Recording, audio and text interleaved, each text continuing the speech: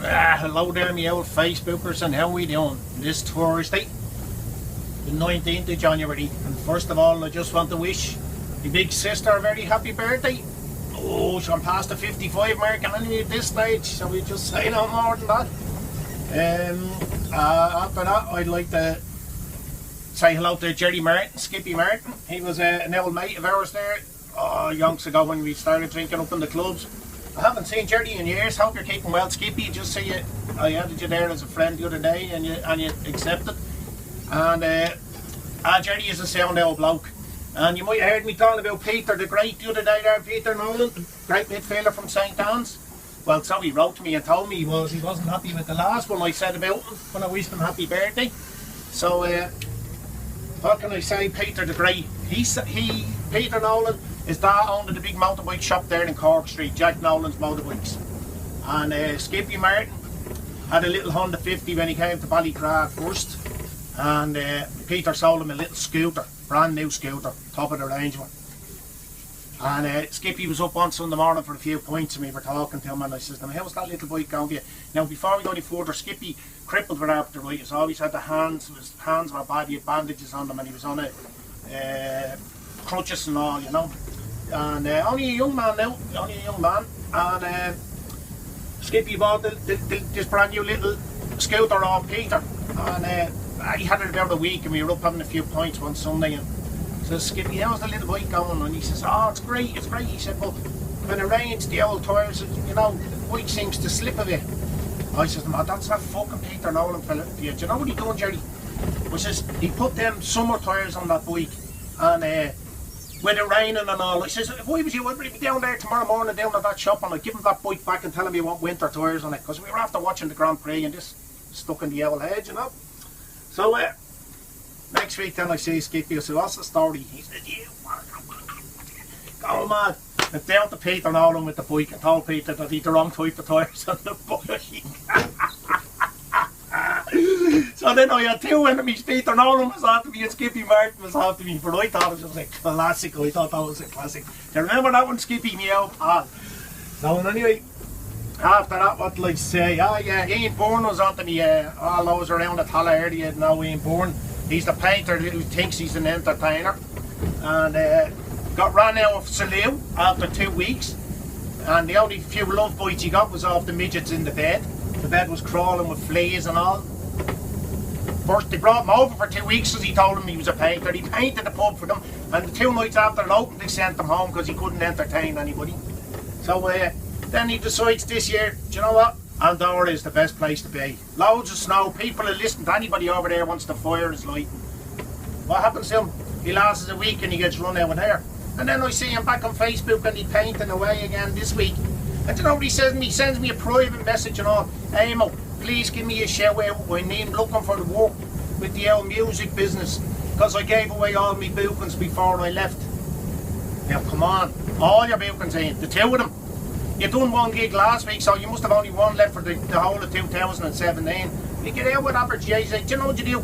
Go up to Anne's there again and give Leo the backhanders you were giving him. So you got about 20 gigs in Anne's last year.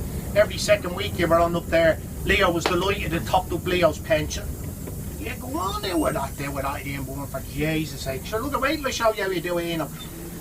The guru of Rockbrook was right. You're singing the backing tracks, right? And the backing tracks are too loud for you. And you're not able to hit the high notes, because every time a high note comes in, you will have the guitar there and you're going diddle diddle. A high note comes in and you go, how are you doing the back there? Haven't seen you in ages. Or you look over to see who's coming out of the jack so you can slag them. You won't even sing proper. Now, my old pal Johnny the Guru from Rockbrook, he mightn't be the best barman, but he knows when you're spoofing and when you're not. And he reckoned Ian Byrne was the biggest spoofer of the lot. Now, you know, I didn't say that myself. I'm just telling you what the Guru said. Don't forget, like, he slagged me about my jumper because I wore it for 3 days. So, anyway, you know, I don't know. I'm going to do a little tune here off the top of my head again. And what I'm going to do is, this, because Donald T is being inaugurated tomorrow. Great, good man Donald will change the world, huh? And because Donald is going in, this was an old song that was released donkeys years ago, where Brezhnev was president of Russia, or whatever, head of Russia, and Nixon was head of America.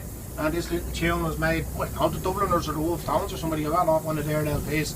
So here we go, we give it a now blast. Oh, I am the man, the well-fed man, in charge of this terrible knob. The most pleasing thing about it, it's almost a permanent job. When the autumn war is over and the world is split in three, a consolation I got, well maybe it's not to be nobody left with me. So with me wife and I become jocularized and me breakfast milk is sour. From 8 to 9 in the morning, you're in for a nervous hour.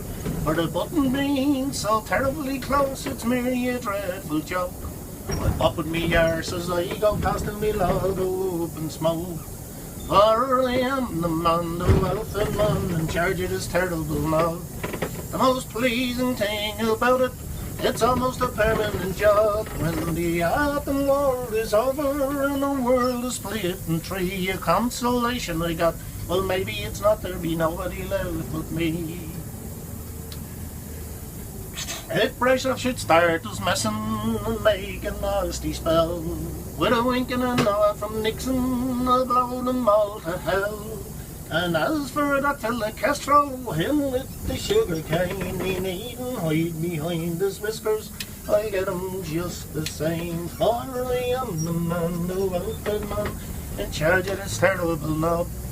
The most pleasing thing about it, it's almost a permanent job. When the autumn war is over and the world is split in three, a consolation I got, well maybe it's not to be nobody left but me. Now I'm off to join the army that needs the bombs. And in the last election, sure I'll only eat me bum. For without it, I am helpless, and that's the way it should be. For you don't have to kill the whole bloody lot just to make the people free. Ah, you don't have to kill the whole bloody lot just to make the people free. Up to Donald Trump, huh? Good man, Donald. Now, there you go. And I leave it there with a big boom.